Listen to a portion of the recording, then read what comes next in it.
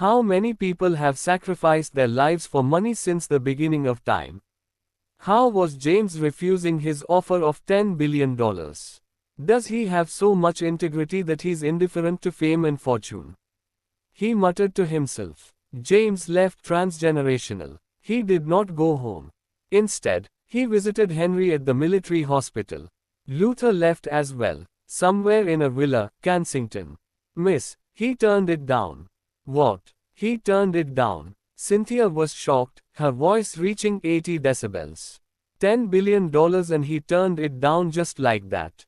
Exactly. I was thinking about it. We're talking about $10 billion here. With his job at Transgenerational Group, his basic salary is a mere $5,000. Coupled with a commission, he could earn a maximum of $20,000 monthly. Now that the Callahans are bankrupt, he needs the money. Why would he turn it down? Luther could not fathom it either.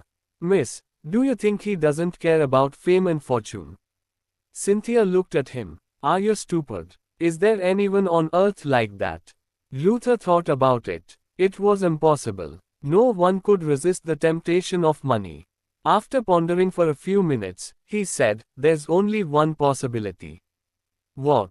Cynthia looked at him. Ads by Pub Future. Luther broke it down. He knows that the Dons from the north are an influential family, and you are a Don.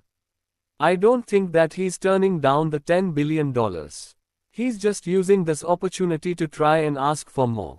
Yes. Cynthia seemed lost in thought.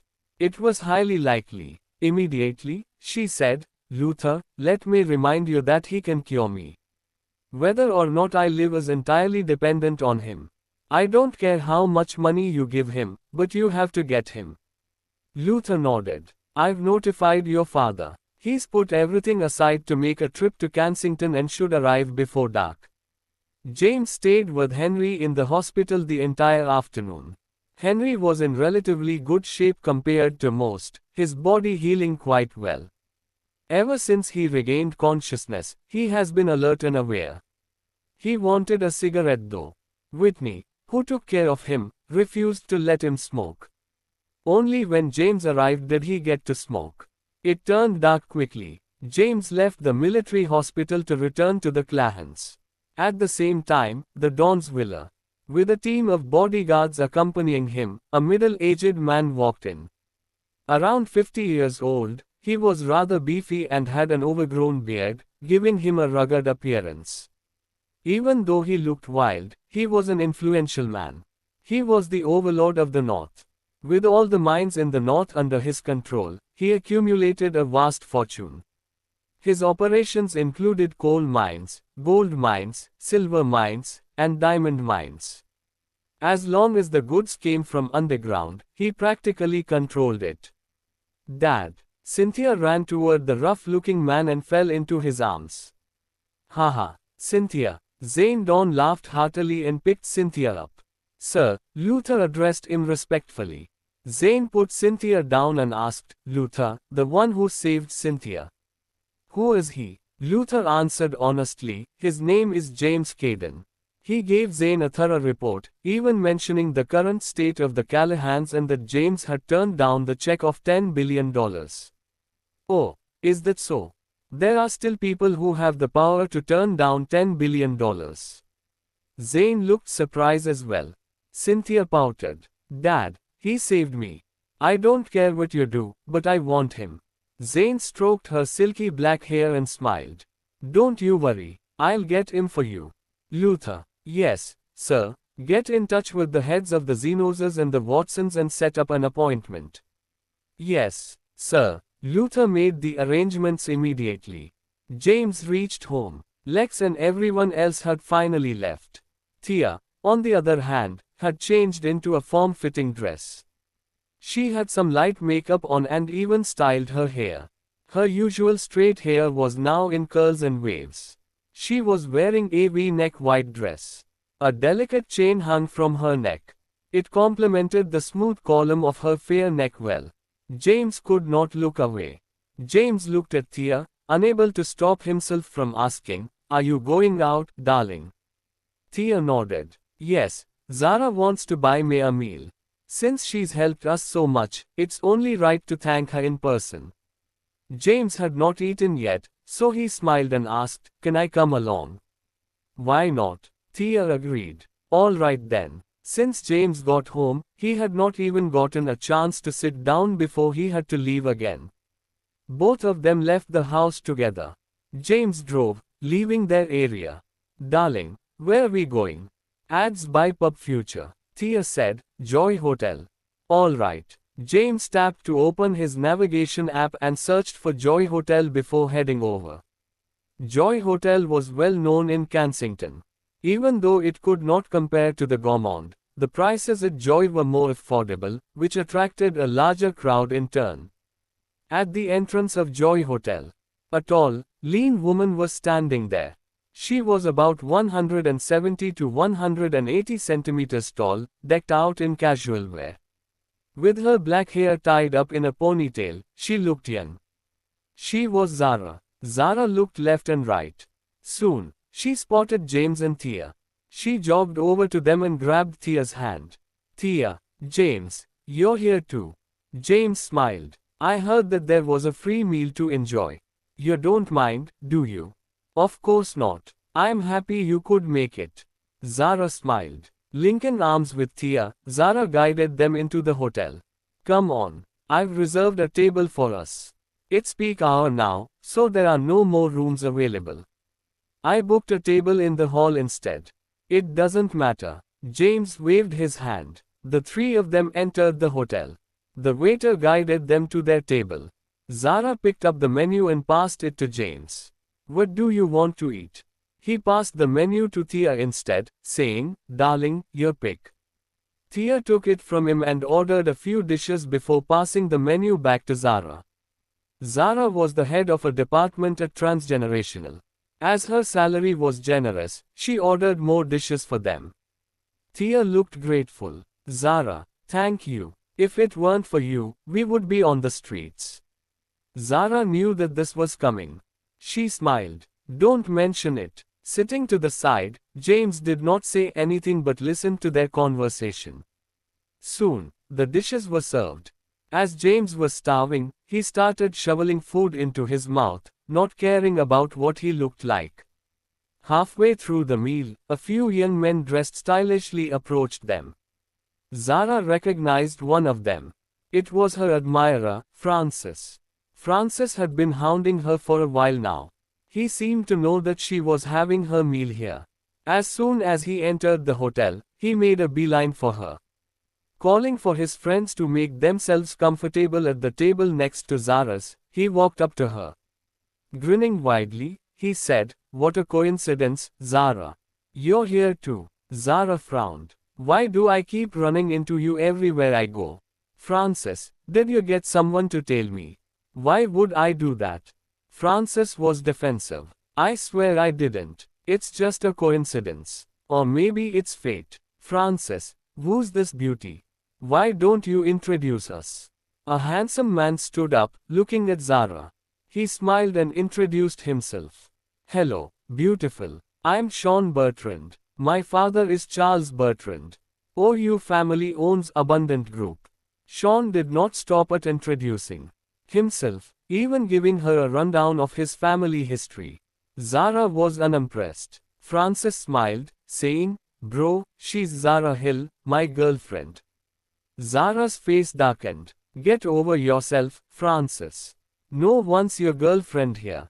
You might not be my girlfriend now, but one day you will be." Francis was shameless. He said breezily, "Sooner or later, you'll be my girlfriend." "Yo, isn't this Thea Callahan?" Spotting Thea, Sean's eyes lit up. For a short while, Thea had been famous in Kensington. First, she was known as the most beautiful woman in Kensington. Then, everyone mocked her for having a useless husband. After that, she got engaged to Xavier Watson but broke it off. As a result, the Watsons took revenge on her family and caused them to go bankrupt. Now, they were nobodies. Sean's gaze lingered on Thea, giving her a slow once-over. He looked satisfied. "Thea, I've heard that your family has gone bankrupt. You have a lot of debt to pay." Why don't you come enjoy some drinks with me, and I'll pay you a few $1,000,000. Haha. The other men laughed. Sean, Tia is no longer worth millions. She should be grateful even if you pay her a couple hundred to share a meal with you. Ads by Pub Future. Even if you sleep with her, she has no right to ask for a large sum. Tia, why don't you sleep with me? I'll give you $30,000. What do you think? The few of them teased her cruelly. Tia looked Soma. Zara looked at Francis and his friends angrily. Get lost. James, who was eating, put his spoon down and dabbed his mouth with the napkin on the table. He got to his feet without a word. Honey, what are you doing? Tia grabbed him, saying, they can say whatever they want to. All we have to do is pretend that we didn't hear. Don't get into any more trouble. Tia was familiar with James' temper. Anytime he heard something he disagreed with, he became violent. He had beat up enough people and stirred up enough trouble to last. The Callahans were in trouble because of him. James stood and looked at Francis, Sean, and the others. He walked up to them, grabbing Francis' collar and lifting him up. He threw Francis a few meters away, where he fell to the ground and moaned in pain. After that, he pulled Sean's hair and smashed his head against the wall. Sean started bleeding immediately, his vision graying. James let go of Sean and started kicking. The rest of them were sent flying. James was quick, accurate, and ruthless. The few men collapsed in a matter of seconds. He clapped his hands and sat down, smiling at Tia, who had a stony expression on her face. Much more peaceful now. James, what did you do? Didn't I tell you to stay out of trouble? Tia turned pale. They were all powerful people. Especially Sean, who was Charles Bertrand's son. Abundant Group was only second to Celestial in longevity in Kensington. Just then, the hotel's security guards rushed over. A cold voice demanded, "Who's stirring up trouble?" Accompanying the security guards was a man in a suit. Francis, Sean, and their friends had gotten to their feet. Sean pressed his hand to his head, which came away with blood. Furiously, he roared, "Mr. Rivers, break his leg." The manager of Joy Hotel was a man named Dominic Rivers, who ordered, "Do it." Several guards brandished their electric batons, fighting to get to James first. James slammed his hand onto the table and vaulted over it. He kicked the first two people who were nearest. They fell to the ground, moaning in pain. Then, he attacked. How could any of the security guards be a match for him? Within a minute, all of them were lying on the ground in pain.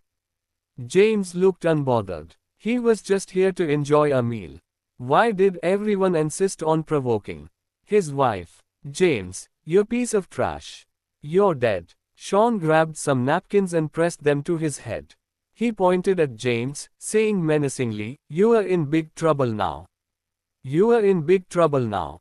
Dominic looked at the security guards sprawled on the floor.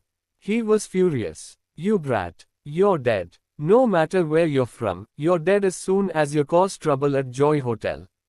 With that, he made a call. "Boss, someone is causing trouble at the hotel. It's James Caden, the son-in-law of the Callahans." As it was peak hour then, the hotel was full of diners. With the sudden commotion, all of them fled, worried they would get into trouble too. Only a few of the braver ones lingered to watch from a distance. Some of them even recorded the incident with their phones. Tia looked helpless and hopeless. James was a great guy, but he loved violence a little too much. She knew he was protecting her, but beating people up was not the way. It even got her family into trouble. If James had not acted at the Watsons, her family would not be in this situation. On the other hand, Zara looked completely relaxed. She knew that James was the Black Dragon. Even though he had resigned, he was still the true owner of Transgenerational Group. These people were just a few good-for-nothings who came from wealthy families. James could care less about them. The owner of Joy Hotel was Zach Zenos. Today, an important man from the north was coming to see the heads of the Zenoses and the Watsons. On the third floor of the hotel, Richard Zenos, the current head of the Watsons Joseph, and the owner of Joy Hotel Zach sat in a row. The three of them faced a man who was rough around the edges with an impressive beard. A beautiful woman in a black dress sat next to him. They were Zane and Cynthia Dawn. Ads by Pub Future. Behind them stood Luther. Zane looked at the Watsons and Zenoses. Carelessly, he said, I heard that you went up against the Callahans and caused them to go bankrupt. Richard frowned. Why was someone as important as he asking about this matter? The current head of the Watsons Joseph wore a murderous expression. Coldly, he said, the Callahans got what they deserved. My brother's blood is on their hands. My nephew is still in the hospital, wheelchair-bound for the rest of his life. This is just the beginning. I will kill each member of the Callahans slowly. Zane did not expect the feud between the Callahans and the Watsons to be this complicated. He was meeting these families hoping to resolve their issues, thinking of helping James out since he saved her daughter. The son-in-law of the Callahans, James saved my daughter once. Could you let the matter go as a favor? Zane stated the purpose of his visit. Richard's face darkened. Zane, who are you to James? Oh, Zane was curious. He said, I don't know anything. Why don't you tell me? Richard said, he's the Black Dragon who lost his position. When he was still the Black Dragon, he used his power to subdue the Five Provinces Business Alliance and bought Transgenerational New City at a very low price. Joseph nodded and added, James has caused too much trouble for my family. It won't be easy to let all of this go. Zane finally caught on. So he's the Black Dragon. Legend has it that his strength is unparalleled and his medical skills are second to none. All of it is true. No wonder he doesn't care about the $10 billion. He's the owner of Transgenerational. Cynthia was shocked as well. She did not expect her savior to be the Black Dragon. The former general of the Southern Plains. Was he not dead? Did he not die at Mount Thunder Pass just beyond the Southern Plains? A few days ago, the country mourned for him. How was he still alive? After learning James' true identity, Zane found himself in a pickle. This was a difficult issue to resolve. If it were him, he would fight James to the death as well. If this was an everyday issue, he was certain that he could resolve it. However, this ran too deep. Even though he was relatively powerful in the north, the Five Provinces Business Alliance was meddlesome as well. He got lost in his thoughts. After a while, he asked, Gentlemen, how can we resolve this peacefully? No way. Impossible. Joseph and Richard spoke simultaneously. I see. In that case, forget that I ever dropped by. Zane did not say anything else but stood up. Let's go. Just then, Zach received a phone call. All right, got it. After he hung up, he said, Dad, someone's causing trouble at the hotel. Oh, who is it? Richard asked. Zach looked at Zane, who was about to leave, hesitating. Finally, he said, It's James. Smack. Richard slammed his hand onto the table and stood up. Be-starred. I haven't even taken any action yet, and he's here causing trouble at my hotel. Let's go see what's going on. Zane frowned as he heard the conversation. Cynthia tugged on Zane's arm. Dad, you promised that James would be my personal doctor. Zane was conflicted. If it were anyone else, he would be able to convince them. However, this was the Black Dragon, the former general of the Southern Plains and one of Saul's 5 commanders. Even though he had resigned, he was still the owner of Transgenerational Group. Why would he listen to Zane? Cynthia, I don't care. I don't care. Cynthia started to wail. All right, let's go down and take a look. On the first floor, James looked at Sean, Francis, and the hotel manager Dominic. He said, I'm looking forward to seeing how you finish me off. I'm sorry. Thea stepped forward, an apologetic look on her face. She bowed deeply and apologized. Mr. Leland, Mr. Bertrand, I am sorry. Please accept my apology on behalf of James. Darling, what are you doing? James yanked Thea back, an annoyed look on his face. Why are you apologizing? It's them who should be sorry. Sean said coldly. Did you think an apology would be enough, Thea? Let me tell you, this isn't over. I will not rest until James is dead. Just then, a group of people walked down the stairs. Dominic hurried over to Zach at once, pointing at the security guards on the floor and then at James. It's him, boss. The son-in-law of the Callahans, James. Thea's face changed again as she saw who approached. It was over. The Watsons and the Zenoses were still hell-bent on revenge, and they had stepped on the Zenoses' toes once more. Dead. They were dead. James spotted them as well. The Zenoses had shown up before he even had to go to them. Today, he was going to solve the Clahans' problems once and for all. Darling, go home. What? How can I leave now? Thea was so worried she almost burst into tears. She started to bend her knees, planning to kneel and apologize to the Zenoses. James grabbed her and pulled her up forcefully. He said, Zara, take Thea home. Got it. Ads by Pub Future. Zara nodded. She knew James' true identity. There was nothing to be concerned about. Let's go, Thea. She grabbed Thea and started walking off. James, Thea called. James smiled at her. Go on. I'll be fine. The Zenoses did not stop them either, letting Zara leave with Thea. Zach looked at the security guards who had just shown up. He said, get all the customers out. The hotel will pay for everything today. The guards started shepherding people out at once. Cynthia rushed over and grabbed James' arm, her face one of gratitude. We meet again. You are the former general of the Southern Plains, the Black Dragon. I'm a fan. James pushed Cynthia's hand off his. Girl, do I know you?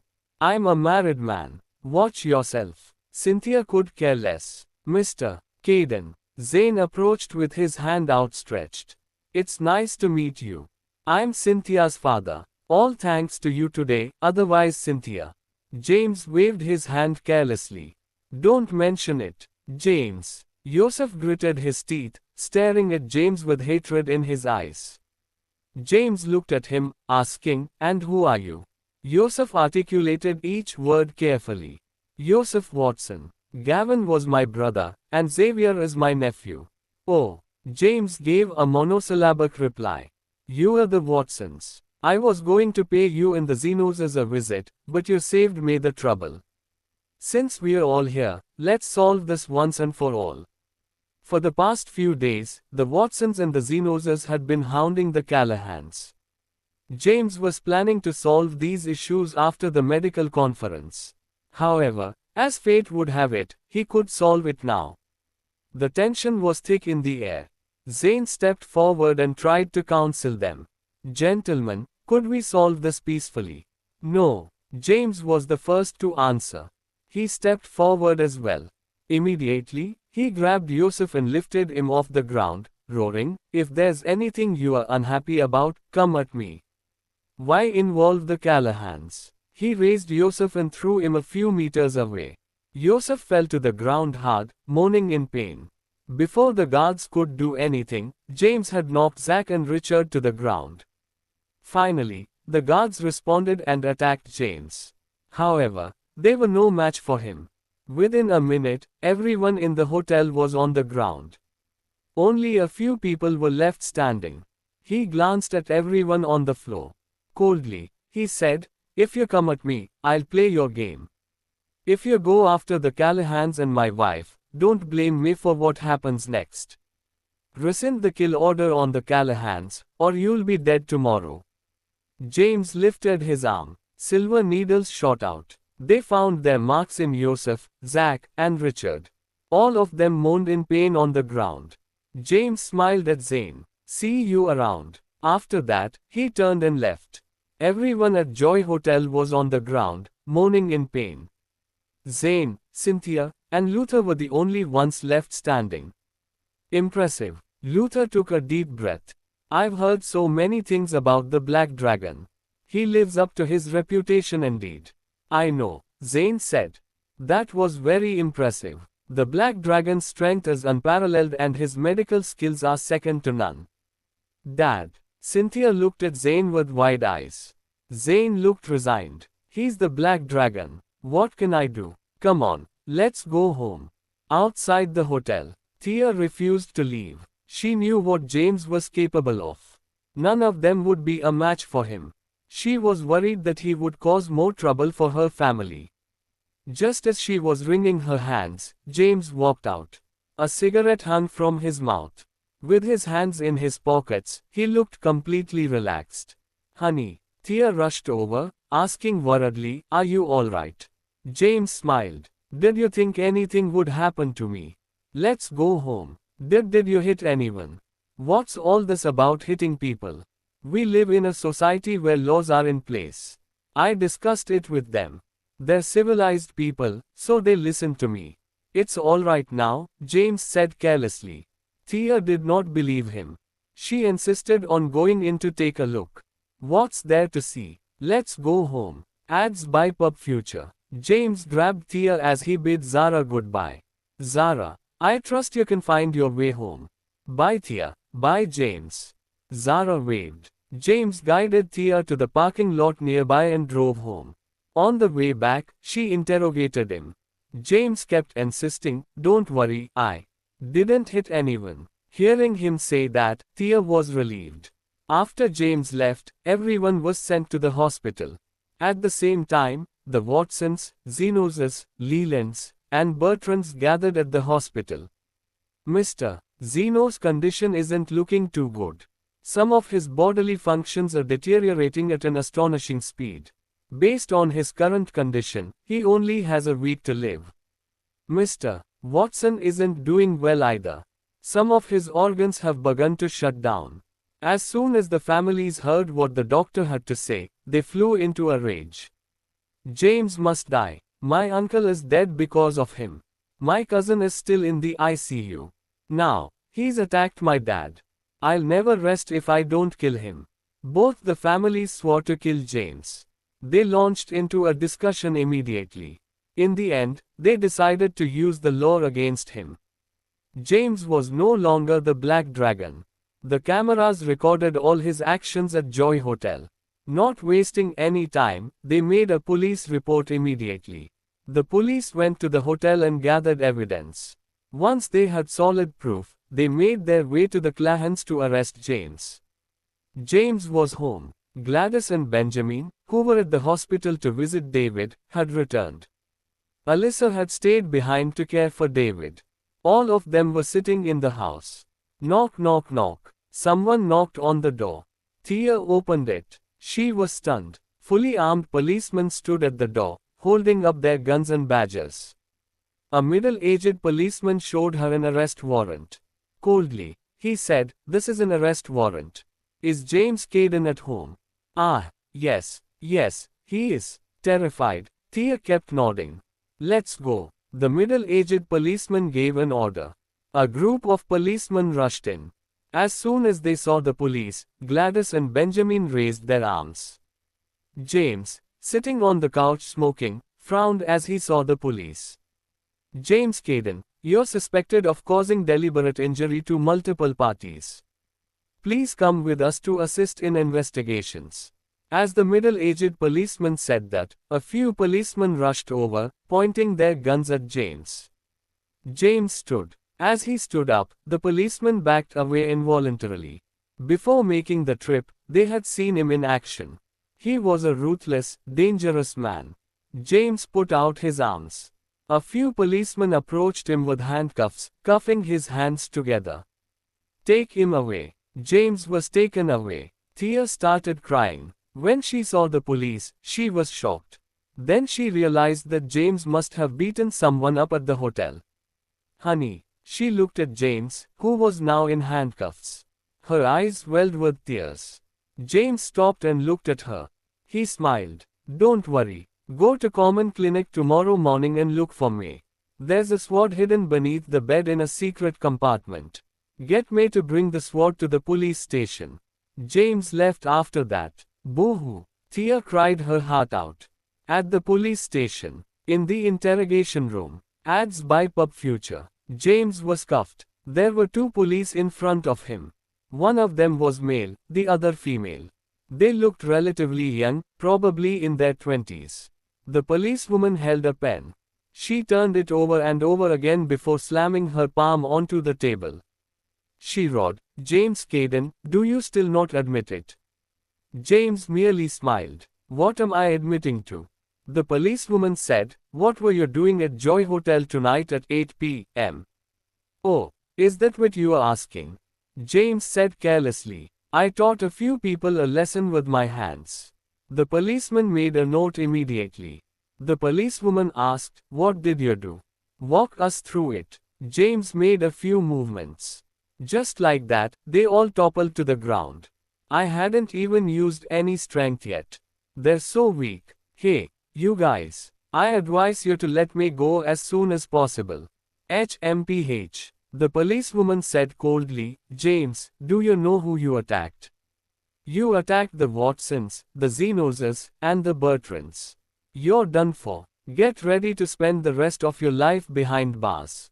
James just smiled. After the interrogation, he was taken to the lockup. The police got in touch with the Zenoses and the Watsons, informing them that they had arrested James and asking about their next course of action. Both the families agreed to let James spend the rest of his life behind bars. As long as he was in jail, it would be easy to stage an accident. Both the families requested to sue James as well. Based on the evidence they had, James had no escape. That night, James slept soundly in the lockup. Thea, on the other hand, did not sleep at all. Early in the morning, she left the house for Common Clinic and located May. Thea cried, saying, "James has been arrested. He told me to get you and mentioned a sword in the clinic. It's in a secret compartment beneath the bed, and he wants you to take it to the police station." May was confused. "Sword? What sword?" She went to the back room and lifted the mattress. She discovered a long box, opening it up to reveal a piece of black cloth. She took it out. It was wrapped around a sword. She unwrapped it. What? May was stunned. Was this the blade of justice? As she used to be an assassin, she was knowledgeable, having had to learn many things. She knew that Saul had the blade of justice. In every dynasty, the sword represented the highest authority. After Saul was set up, the sword got passed down as well. It was the highest authority in Saul, and no law could override it. May knew that the sword had fallen into the hands of the general of the Black Dragon army several years ago. When the previous Black Dragon died in battle, the king of Saul took the sword back. When James was made general, the king gave the blade of justice to him. With the blade of justice, no one could touch James. When she saw the sharp sword, May's heart beat faster. It was the blade of justice. The very same which represented Saul's law. The sword had the power to put anyone on trial. Only one person had the power to wield the sword. It was James. Even though James had resigned, the sword was still his. What is this? Thea looked at the sword in May's hand, unable to stop herself from asking. "And nothing." May shook her head, quickly replacing the sword in its case and wrapping it up with the black cloth. Saving James with the sword was out of the question. She knew enough to understand what the sword represented. It was the law. It had the power to try those who had escaped the law or those above it. The very existence of the sword was a legend. When Saul was still in its infantry, several generals petitioned to get rid of the sword, worried that it would be too powerful. However, the king decided to keep it. Ads by Pub Future. May knew that if she used the sword to save James, it would go against everything the sword represented. They would be in trouble if someone caught wind of it. "Don't worry, Thea. I'll come up with an idea to save James." She returned the sword to its original spot. Only the Blythe King could save James now. Once the sword was safely tucked away, she said, "Go home, Thea. I'm going out." With that, she left. She drove toward the military area but was stopped there. She had no choice but to call Henry and explain things. Henry was awake. He heaved a sigh of relief. The police arrested James. So what? It was of no consequence. Carelessly, he said, "Don't worry about it. James may have resigned, but he was the Black Dragon. He fought for our country. Also, he has the blade of justice, so he'll be fine. It's a symbol of acknowledgement from the King of Saul." Henry, we're talking about the blade of justice. It's Saul's highest law. It's used against criminals, not for saving one's own skin. James is in big trouble right now. We don't know how many people have eyes on him. If we use the blade of justice, we'll be revealing our hand. May analyzed the situation. "It's better if we let the Blight King handle it. I'm at the entrance of the military area, but I've been stopped." Henry thought about it and agreed with May. It was better to be safe than sorry. He called the Blight King. As soon as the Blight King found out, he invited May into the military area at once. In the Blight King's office in the military area, May gave him a thorough report. With a serious expression, the Blight King said, "It's not a good time to use the blade of justice. It's the stuff of legend. If he uses it to save himself, he will be revealing everything. People in the capital might petition to revoke the blade of justice. James will lose everything. Commander, you have to save James." The Blight King waved his hand. "I know what to do. Go home." "Yes, sir." May turned to leave. The Blight King issued an order to investigate everything about James' arrest. Soon, he had his answer. It was best he kept out of sight, so he arranged for Daniel to drop by the hospital and pay the Watsons and Zenoses a visit. As soon as the Blight King commanded it, Daniel changed into plain clothes and headed to the hospital. At a ward in the hospital, Joseph lay on the bed, an inch from death. He was only 45 years old, but he looked years older than his age. Within a night, his hair had turned white. The Watsons were frantic with worry. Someone walked in, saying, "Mr. Watson, Daniel Highsmith from the military is requesting a meeting." "I'll let him in," Joseph said, his voice weaker than ever. Daniel entered. He glanced at Joseph lying on the bed and minced no words. The Watsons had James arrested. "Based on the video clip alone, could you be sure that James is guilty? You know who he is. This is but a small obstacle for him. My advice is for you to let it go. General Highsmith, James has caused so much trouble for my family. How could I let it go?" Joseph said weakly, his face full of rage. Carelessly, Daniel said, "To get James arrested, would you sacrifice your life? James' medical skills are the best. No one will be able to save you now that he's poisoned you. You only have a few days left. Consider it carefully. If you choose to let it go, I'll be able to help you and put in a good word to James. At the same time, I advise you to stop going after the Callahans." Joseph thought about it. James was incredible. Even modern medicine was unable to cure him. He wanted James dead, but he did not want to die. "As a favor to you, I'll forget about it. As long as James cures me, I'll stay away from the Callahans as well." Daniel turned to leave. He went to see Richard instead. He told Richard the same thing he told Joseph. Richard was afraid of dying as well. He did not want to lose his life just like that. Adds by Pub Future. After careful consideration, he decided to let the whole thing slide, as long as James cured him. Thanks to Daniel, the matter was resolved. At the lockup at the police station, James was still fast asleep. Footsteps echoed outside. The grill creaked open. "James." Daniel walked in. James awoke, getting up from the wooden bed.